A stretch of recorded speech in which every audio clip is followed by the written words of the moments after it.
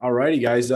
Today we have an awesome guest on here. Devin, is it Devin Allen Johnson, man? A young entrepreneur who I think he's gone through a few different cycles, a few different businesses, and he finally landed on like this big winner, huge winner.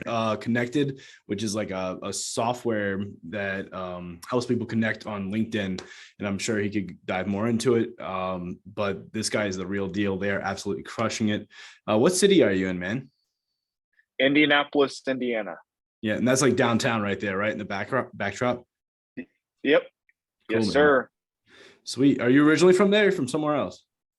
So I'm from 25 minutes east of Indy. It's called New Mhm. Palestine, just a little suburb, Yeah. smaller town, one or two stoplight type town. Oh, wow. Yeah, smaller. Yeah. Oh, Um, yeah. how'd you grow up? How was it like, were your parents rich, poor, whatever? How'd you get into, how this evolved Yeah. when you were a Yeah. kid? What was it like? So as a kid, I began entrepreneurship at 15. I started by reselling shoes, Nikes, Jordans, Yeezys.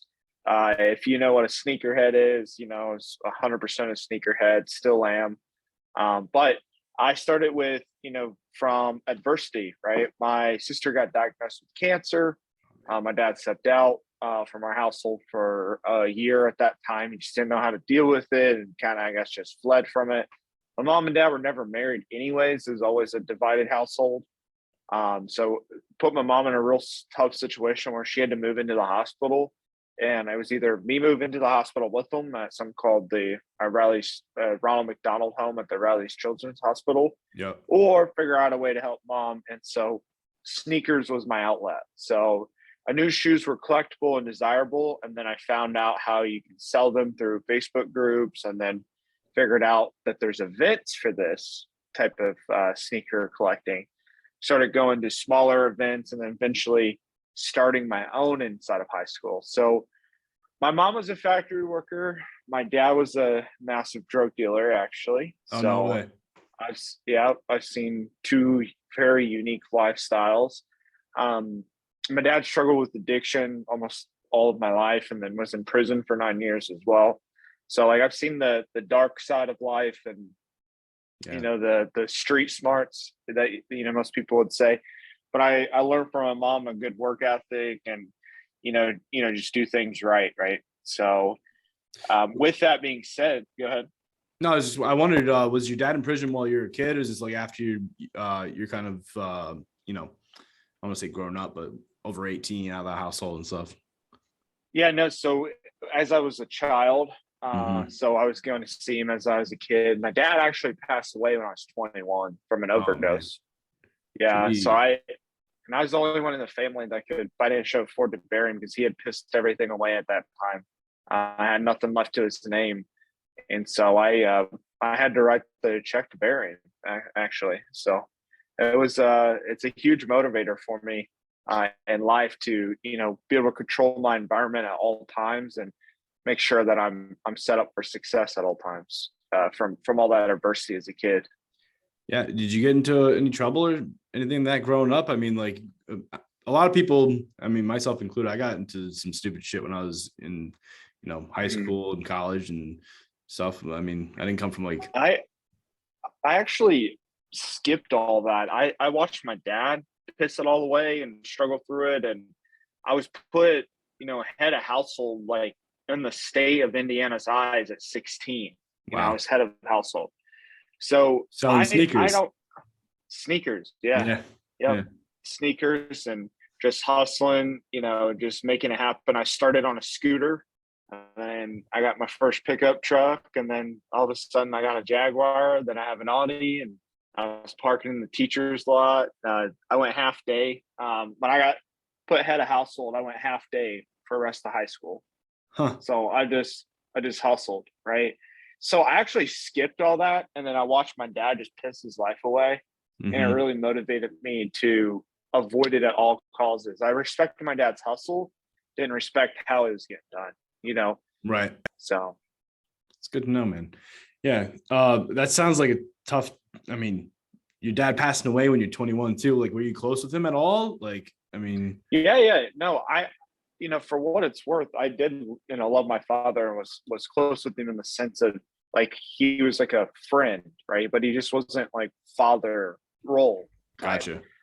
So and he actually was sober for almost a year, and then he relapsed, and that's what killed him. But in that almost year of sobriety, we became pretty close, and started working a actual real job for the first time ever. And so like he was like trying to go down the straight path, and then he just relapsed, and it killed him instantly. Damn. So But when you're 21, what were you up to? You still selling sneakers? I was doing shoes, but more so digital marketing, because when StockX came out, the mobile app for buying and selling shoes, it killed the resale margins and then put transparency on the market of what to buy and how much to pay for it, right? And so I started a little digital marketing company called Mission to Market with my business partner here at Kennected. And we were selling websites, SEO, and we specialized in Google My Business marketing. That was like our little niche that we focused on for car dealerships.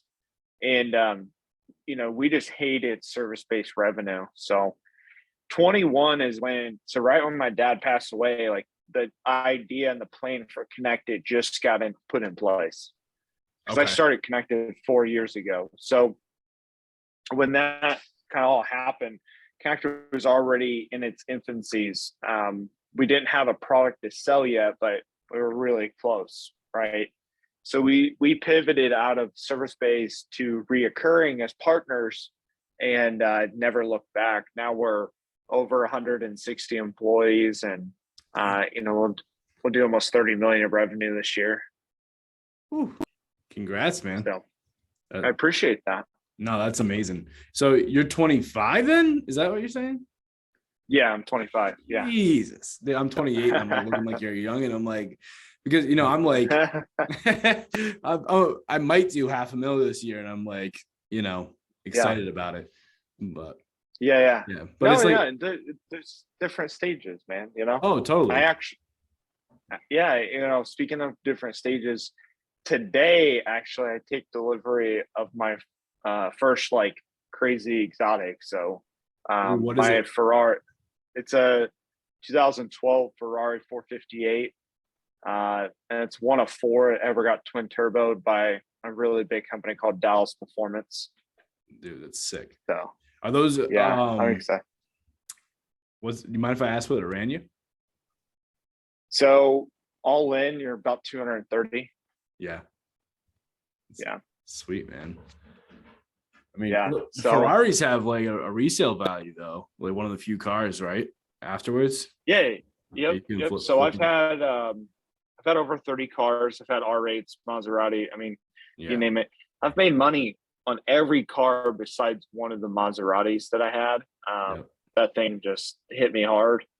So I actually buy these higher caliber cars, know how to drive them, and then sell them for a profit. This Ferrari, if I hold it for about a year and a half, I may be able to make upwards of 60 or 70 grand on the car. Yeah, and you're gonna drive a Ferrari in the meantime.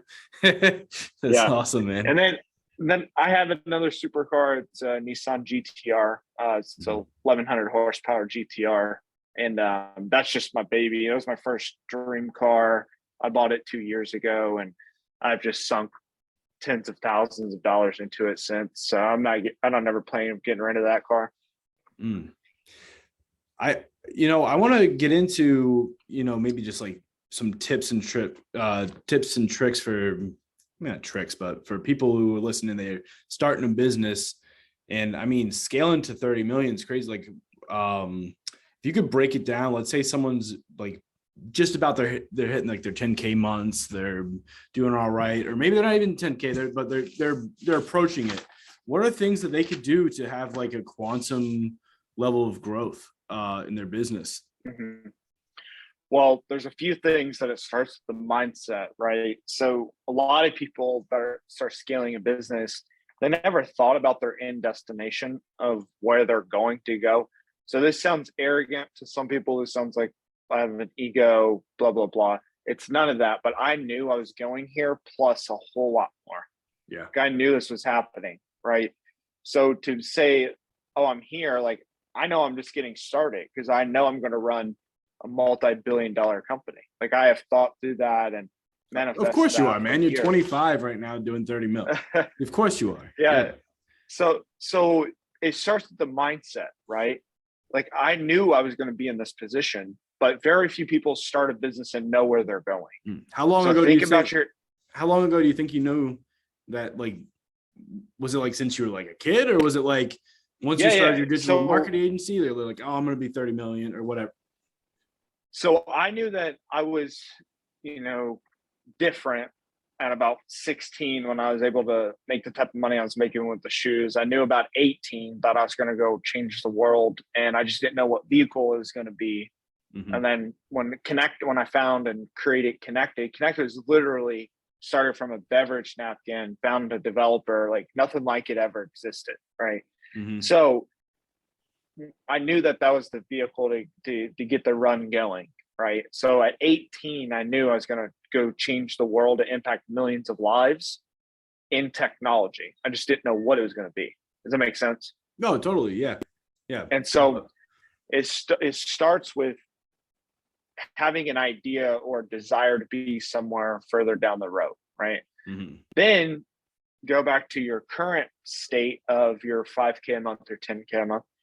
Some people don't feel and lack the worthiness of success. They mentally can't comprehend, making $7 million in profit.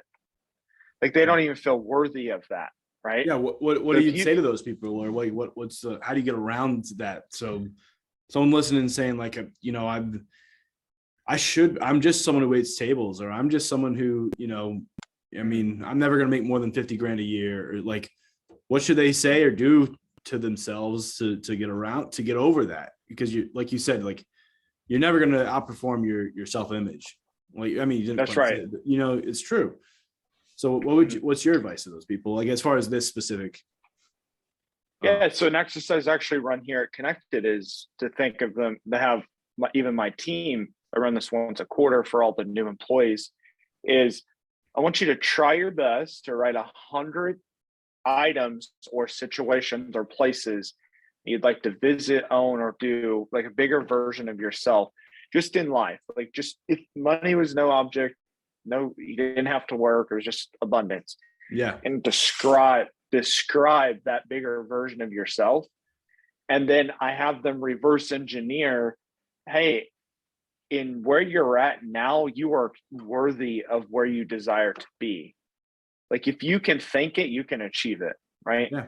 If you think you can be here and doing these things, and you are able to write down even 40 things out of 100, let's reverse engineer where and what you're holding on to as a insecurity. So a lot of people that have that limiting belief, they're holding on to an insecurity of something. Either my childhood wasn't good enough, my mom or dad weren't rich, whatever the insecurity is, you have to attack it, be aware of it, and just own that that's not you. It's the past, right? We're in the present and we're working towards the future. So you just have to address the insecurity, see a bigger vision and version of yourself, and be able to reverse engineer what is realistic in the next 6, 12, 24, 36 months. Like create a roadmap and just take massive action on it, but understand that you are worthy of the success. You are a human being. You are handpicked by whichever, faith or religion you believe in. You are handpicked to be here and make an impact. You are doing, the world no justice sticking with where you're currently at and settling to be average. Damn right. So now someone's believing in themselves, right? Yep. They're actively trying to overcome. They wrote their 100 things that they want. They're telling themselves they're worthy of it. And then they found maybe their next like 5 steps. But like, what's going to like really, take them from 100K a year? Like for me, like how do I come, mid 6 figures to mid 6 figures a month? Like that seems like a huge jump to me in my head right now. I think I'm worthy of it. I think I could do it. I know it's possible. I think it's actually just like it's waiting for me out in the future. I do think that's happening. But dude, you're 25. You did this quick. You know what I mean? Like, so I'm like trying, like, what's the shortcuts here, man? Yeah. So a lot of people, as they're building a business, actually around your revenue range, they start to build, and I'm not saying you, I'm just saying in general. No, this is what totally. I Yeah, see. go ahead, man. People will start to build an ego or an attachment to their baby, their business. Like they're like, I'm making it. It's my 500K, right? Right. Yeah. But in reality, that is like not even a drop in the bucket of what you're worthy of, right? So in order to scale past that, you have to be able to release the ego of attachment of the business and controlling everything, and find key players that you can release the workload and vision. So you're selling the vision of where you can go, and it takes other people to scale with you. It takes people on the bus to get past. So 0 to 1 million, you can do it with 2 to 3 people, typically, depending on the business. Maybe some outsourced subcontractors. After $1 million, it takes systems, processes, and discipline, and understanding that you're not in the marketing business. I'm not in the tech business. I'm in the people business of attract, retain, and develop key individuals around my vision, and understand my company is the vehicle to get them from A to B. So the first thing you need to do is lay out a clear roadmap of how you can get to $1 million, $2 million, right? What key accounts do I need? How do I need to change my pricing model? How do I need to add a new service? What is needed in the mathematical equation to the 2 million a year you're trying to get to? And then reverse engineer the people you need on your bus to get you there, and understand that you need to release the ego and the attachment of this is mine to this is ours. And this is a vehicle that's going to get you from thinking average to thinking more abundant. We're going to do this together. Does that make sense? No, it does. It does. Makes a lot of sense. I mean, this is obviously industry specific, but I think there's some general ways you could do it. Who do you think are some key players as roles in the company that you think like the majority of businesses should have? Like, is it sales professional, VP of sales, or COO? What's your opinion? I mean, clearly you have 162 employees. So chief operating officer is key. A visionary needs an integrator. So you're more than likely a visionary, if I had to take a wild guess. But for us, we think so big sometimes that we need someone to say, okay, well, this is the first step, right? So chief operating officer that can reverse engineer your crazy vision. Your third hire in it can be a business partner, it can be something, but just giving you a title is a president. So a president in my company looks around corners and helps me decide on the risk to take within the company, right? And helps me with key relationships as I'm trying to go out and shoot whales, right? So my president is very strategic. Let me ask you a couple of questions about that, because I'm interested. It's almost what it sounds like. It's almost like a babysitter that really cares about you. Like almost like like Bruce Wayne's butler, right? Because sometimes, I don't know, I've run into this as an entrepreneur, is like when I'm by myself and I can go make any financial or investment decision in the business, I make decisions like a child, and waste money in stupid ways. And this guy's gonna say, no, you probably shouldn't spend your money on that, or like slaps your hand away from the stove and says, no, let's go, talk to this person over here. Is that right? Yep. Okay. Yeah. So that's my CFO in this day and age where I'm at, and not the president. So the president can start, or your partner, you can also be a business partner, can start by being that, but it needs to be the yin to the yang, right? I'm a hard closer, hard pusher, hard visionary, run through the walls. He's a, challenge everything, critical thinker, strategy guy, can balance me out. And then he's good, really, really good at building key relationships and adding value fast. So he will go get the people I need, bring them to me, I close. Got it. Yeah. Does it make sense? No, it does. Because in my head, in my company, I might be that guy who's also a visionary, and I need someone to come in and just be like I'll close business for my company, but I'm not talking like these huge deals. Like it's relatively, I have a service that people want or need, and they find me, they like me, I can sell it. But I think just having someone that could drive sales for my company would be huge. But I don't know. Yeah, and that gets to, the fourth hire I would make if I was restarting as chief revenue officer or VP of sales, to go in and be able to build that framework for that team to be able to, keep pulling it in. Yeah. There's only so many hours you can be selling. Yeah. Right. Now, so I made a YouTube video about this. So 0 to 1 million, the CEO should be selling everything to learn what the market wants and doesn't want, and where you're falling short, and making sure you're under promising and over delivering. So like 0 to 1 million of revenue, you should be just grinding your ass off, just trying to figure out every bullet hole or issue that could come up. Yeah, totally. No, this is great advice. I mean, it's already helping me, and I'm getting like some free coaching here, man. It's sweet. Appreciate it. Yeah, no problem. Before I forget, like, where can people go follow you? So you got a bunch of like great content and free value on YouTube. Yes. So my Instagram is just Devin Allen Johnson. That's DEVIN ALLEN Johnson is JOHNSON. It's all one word. I have around 70,000 followers. I have like 5 to 6 fake accounts at any given time. Dude, I have no idea why. Wild, man. I followed you, and then I'm getting followed by all these fake accounts, man. Nonstop. Yeah.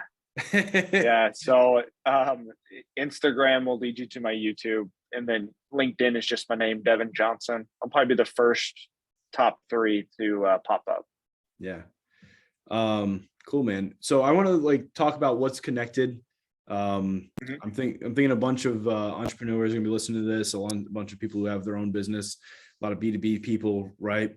What's Kennected? How can it help them? How can it make them more money or save them more time? Or Kennected automates any task or top of funnel outreach on LinkedIn. So if you think I should be spending time on LinkedIn to either grow your business, recruit within your business, or grow your personal brand on LinkedIn, Kennected's going to automate all the mundane tasks that takes you 5, 10, 15 hours a week if you're doing it right. So you guys have like is it like it's obviously software, but are you guys doing it for people? Are you just giving them the software and saying, go have fun, or are you giving them training? Yeah. What does this look like? So so you can go to our website, just buy it, go $89 a month, figure it out all on your own. Then you can bump sell at our fast track consulting, where you'll get an account manager and will hold your hand through the entire process and meet with you 4 times, and then unlimited face-to-face customer support. That is $1,500, and then plus your monthly subscription, or we'll do everything for you at $2,500 a month. Got it. So you at $2,500 a month, you're going out prospecting, finding the right targets, and connecting with people. Are you filling their calendar with calls and stuff like that? Yep. Filling the calendar. 10 appointments a month, bare minimum. Bare minimum. I mean, depending on what you're selling, it should be pretty easy to make that $2,500 back, right? Yeah, we won't take a client on the done for you side if the LTV is not 25,000 or more. Oh, that makes sense. Got it. And that's like average LTV. Lifetime value for those listening if you don't know. But lifetime value. Yeah. So I think Kennected. I mean, what about like those like limits that LinkedIn has? Like you can only connect with like 30 people a day or something like that. I heard that they just shut some. I do social media too, but we don't do any outreach on LinkedIn. I heard that like they're cracking down on it.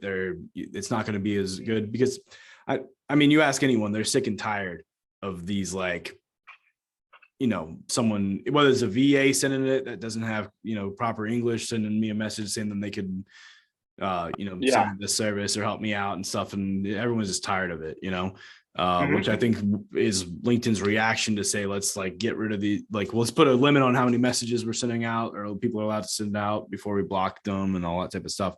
I mean, like, number one, how does Kennected, if they're doing it done for you, right? Because I guess it's up to the company if they're doing it themselves, what they're saying.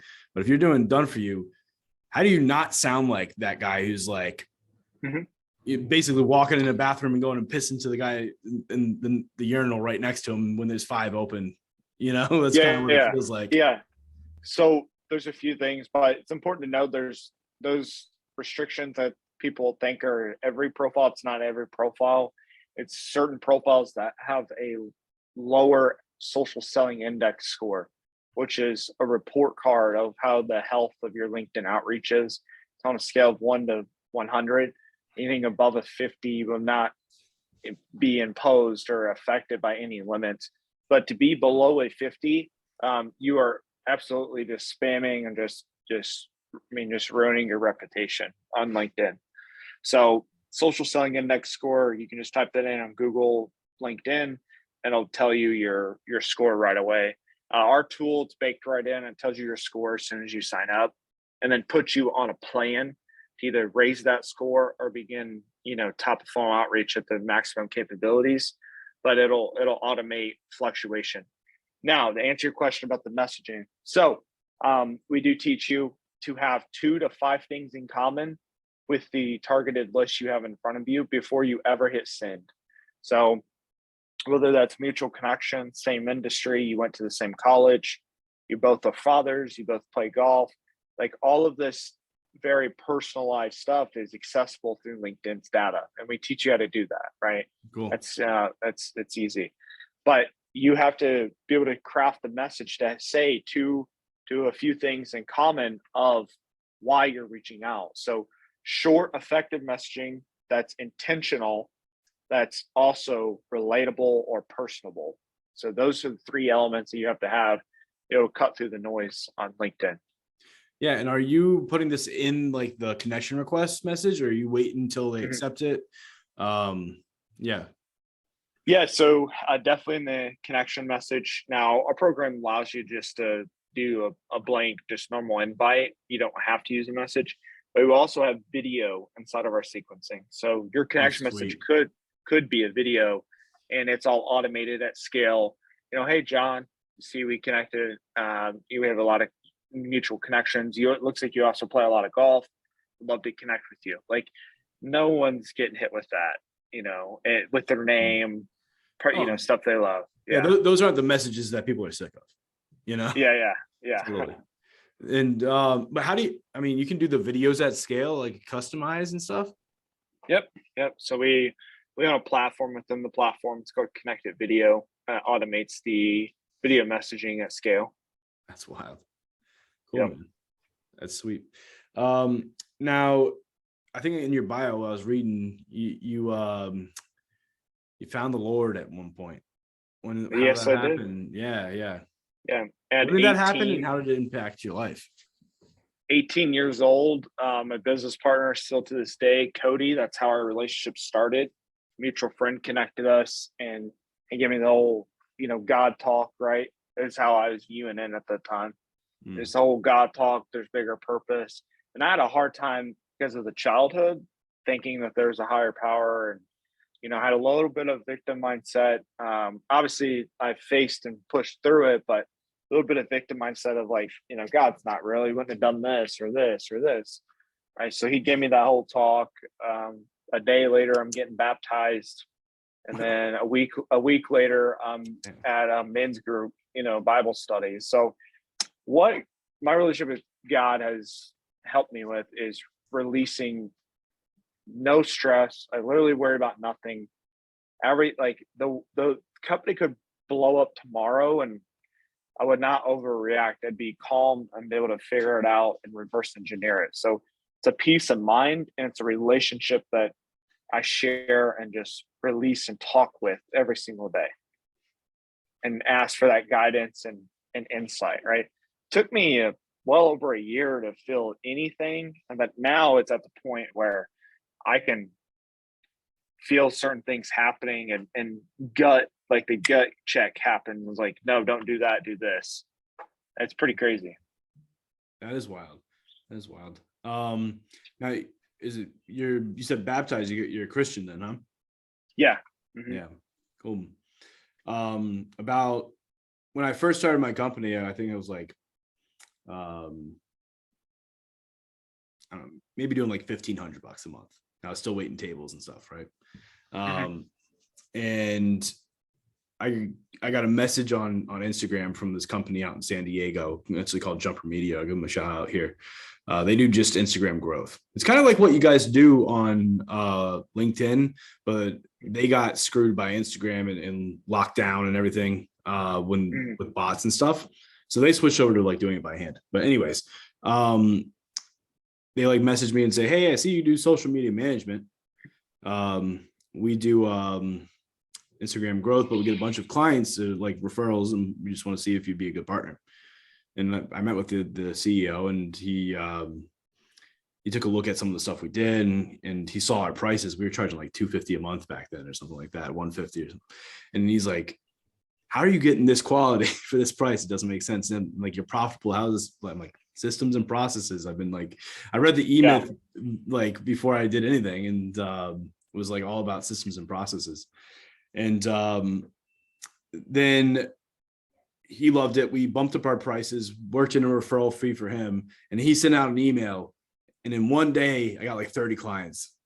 Like you know what I mean? Like just like huge, like but I could have like not answered that DM and stuff. But here's what's crazy. I mean, I guess not crazy, but one of those clients, he's about our age, and he's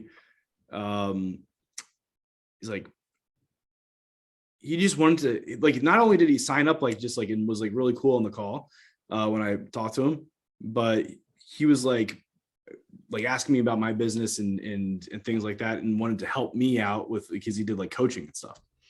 But he never ever wanted to charge me anything and stuff. And later on, I figured I figured out he's got like some passive income happening that's like really substantial. And he's like huge Christ follower, Jesus freak, whatever you want to call it, you know, in like a positive sense, you know.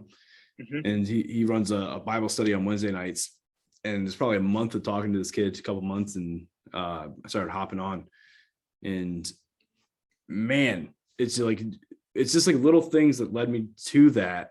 And then on that Bible study is a bunch of like young people, millennials and or whatever, and we're just sharing, you know, how God has like impacted their life that week or whatever.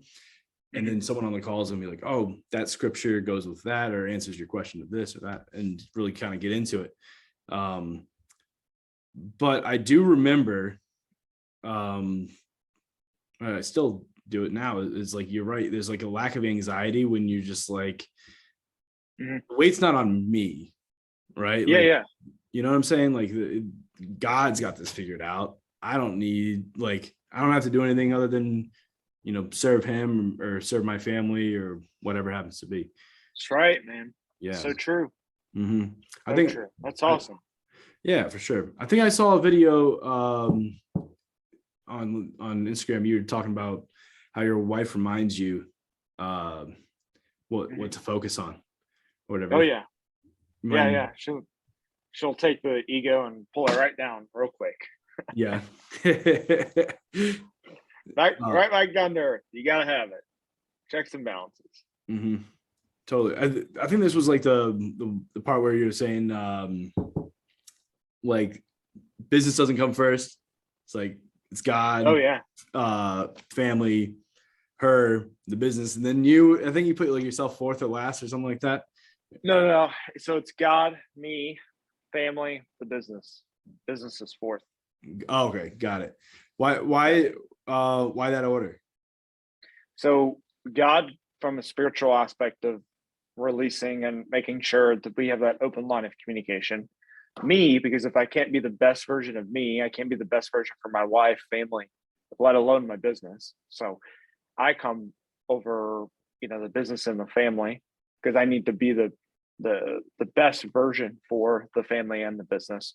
Then the family, and then the business is always going to be here, right? I've released that ego, that piece of me that needs to do everything. I know my job duties. It's show up on podcasts. It's make strategic introductions, make strategic decisions to, put the company in different markets, and capital decisions, right? Mhm. And big names behind it, and get on podcasts and TV shows. Like, that's all I do. Everything else is handled, right? Yeah. So that'll be there. I can make that happen anytime. So That's what I want my job duties to be, man. yeah. Down the line. That's cool. I got some Yeah. questions that I ask every guest. I want to like kind of slowly wrap it up with you here, but I'd be interested to get your opinion on it. What's your biggest regret in life and why? I really don't have one. Okay. Like, I'm thankful for every decision I've made, good or bad, because I either learned from it or grew from it, or it's got me to where I'm at today. I really don't carry any regrets. Yeah. I get a lot from the guests that I ask. Some of them it's other and they're actually kind of interesting. But what would you say to people that are like carrying around those regrets in their life? You're carrying the past with you. It's dead weight. So you need to release it in order to fly free. You can't change what has happened. So why think about it or spend your energy? You literally have a bank of energy every day, like a battery, like your iPhone, right? If you're at 100% and you use 10% of your energy on thinking about a regret you had, like, you just wasted that 10% that could have went to making the business better, the family better, the personal situation better, right? Yeah, it's good advice, man. What's one book you believe everyone should read? Think and Grow Rich. It all Yeah. starts with the mind. Absolutely. And what's your favorite chapter in that book? Chapter principle. 4. Yeah. So, the whole book, the principle is you got to think it to believe it. But in chapter 4, it really starts to outline, Napoleon Hill really starts to outline how thoughts are becoming reality, and how he's realizing that it all started with the thought, and then the action behind the thought, and then it becoming, like, thoughts become things is just an easy way to put it, but it's thoughts, massive action becomes things. It's intentions, right? So, but that book, for someone that believes they're only worthy of 50K a year, really needs to read that book. And he was a janitor that went to, multi-millionaire. Yeah. Not to mention all the 500 people he interviewed that are the highest people in the world. Right. Yeah, dude, I'm going to piggyback on that for a second, because I think it's really important for everyone, because this was an eye-opening for me, is that it's like a big circle. It's like 4 different steps, right? You have your thoughts that create your feelings, and your feelings create your behaviors, and your behaviors create your results, right? That's right. That's logical, right? And then most people look at the results, and those results create their thoughts, right? They look at their bank account, and it's low, it's empty. They think about how terrible it is, which creates these bad feelings. Those bad feelings create these bad behaviors, because you're reacting in that way, and those bad behaviors create bad results, right? That's right. And so if you can start with, instead of looking at the results first, you start with your thoughts, and you create new thoughts. You can create new feelings, new behaviors, new results, right? But that, like, people like, oh yeah, that sounds great, but how you do it? And how you do it is you go and listen to this podcast, you go follow Devin, you go, listen to other people, read Think and Grow Rich, get those new thoughts that aren't yours into your head, and then that's going to compile, and it's 100% right. What is chapter 4? I can't remember off the top of my head. You know it? I don't know the exact title, but it's the big breakthrough chapter, where he's starting to realize things are coming to fruition from originally thinking and then acting upon. Yeah. And then this is this is a scenario, right? You get to go back in time, and you can go talk to yourself at any age, right? What age would you go back to? And then what would you say to yourself, if you could only say 3 sentences? Yeah. Probably 1920, right on the cusp of trying to figure some stuff out. I'd say release your ego, ask more questions, and build stronger relationships by serving up front. That's good, man. That's good. Dude, I thank you so much for being on. I really don't have much more to ask you here. No, it's all good. We could go deeper for sure on a lot of different things. Maybe we'll have you back on another time. When you're doing billions. Yeah, that'd be great. It happened in no time for you, man. Actually, I do have a question. What's next for you? Like, is Kennected the thing you're just going all in on? You're not even worried about what's next. There's no big second thing. You're going to sell at some point. What are you thinking? Yeah, no, just evolving Kennected into the next, the next phase, next iteration. And there's quite a bit going on that it's not quite ready for public, right? So just know some big stuff's happening. Yeah, I expect it from you, man. I expect it. I really do. I appreciate you coming on. Like, you guys, I mean, this guy's, he's got, not only is he 25, but he's got so much going on. He's got the stuff figured out. He's putting out free content for you guys to go on and watch. He's on podcasts all the time, talking about different subjects and helping people. He came on and gave a bunch of straightforward tips that you guys could work on. So, thank you. And I kind of do the same thing as Andy Frisella. I'm not sure if you listen to his podcast every once in a while, but I was like, dude, this is free. I don't want anything from you. I don't want to sell you anything. But I bring a guest on because I think he's going to give you value, or she's going to give you value. So I would just love for you. Your payment would be just to share this out, share it to someone. This episode may not be for you. You may not want to be an entrepreneur, but maybe your cousin, your aunt, your uncle does. So share this one out, leave a review. We get more people like Devin on here. And yeah, until next time, just peace. Thanks, brother. I appreciate it. Talk soon. Yeah.